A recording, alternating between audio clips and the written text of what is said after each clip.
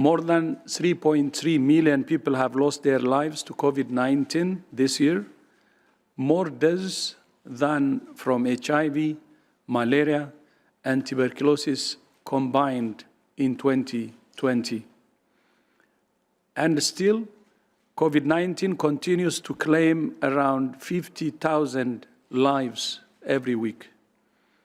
That's not to mention the unreported deaths and the millions of excess deaths caused by disruptions to essential health services. Africa is now facing a steep wave of infections, driven largely by the Omicron variant. Just a month ago, Africa was reporting its lowest number of cases in 18 months. Last week, it reported the fourth highest number of cases in a single week so far. There is now consistent evidence that Omicron is spreading significantly faster than the Delta variant. And it's more likely that people who have been vaccinated or have recovered from COVID-19 could be infected or reinfected. There can be no doubt that increased social mixing over the holiday period in many countries will lead to increased cases, overwhelmed health systems, and more deaths. All of us are sick of this pandemic. All of us want to spend time with friends and family.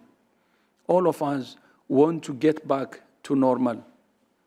The fastest way to do this is for all of us, leaders and individuals, to make the difficult decisions that must be made to protect ourselves and others.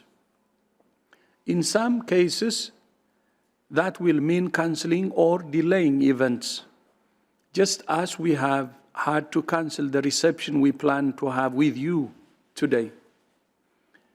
But an event canceled is better than a life canceled. It's better to cancel now and celebrate later than to celebrate now and grieve later. None of us want to be here again in 12 months' time, talking about missed opportunities, continued inequity, or new variants.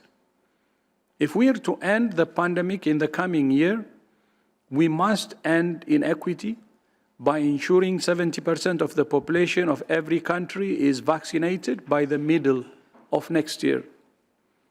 Last week, WHO issued emergency use listing for a ninth vaccine produced by the Serum Institute of India under license from Novavax. This new vaccine is part of the COVAX portfolio, and we hope that it will play an important role in achieving our global vaccination targets. 2022 must be the year we end the pandemic, but it must also be the year that all countries invest in preventing a future disaster on this scale and in accelerating efforts to achieve the Sustainable Development Goals. That means investing in resilient health systems built on primary health care with universal health coverage as the goal. Even before the pandemic, 1 billion people were spending more than 10% of their household budget on health care. When people can't access the services they need or can't afford them, individuals, families, communities, and entire societies are put at risk. In the year ahead, WHO is committed to doing everything in our power to end the pandemic and to beginning a new era in global health, an era in which health is at the center of every country's development plans.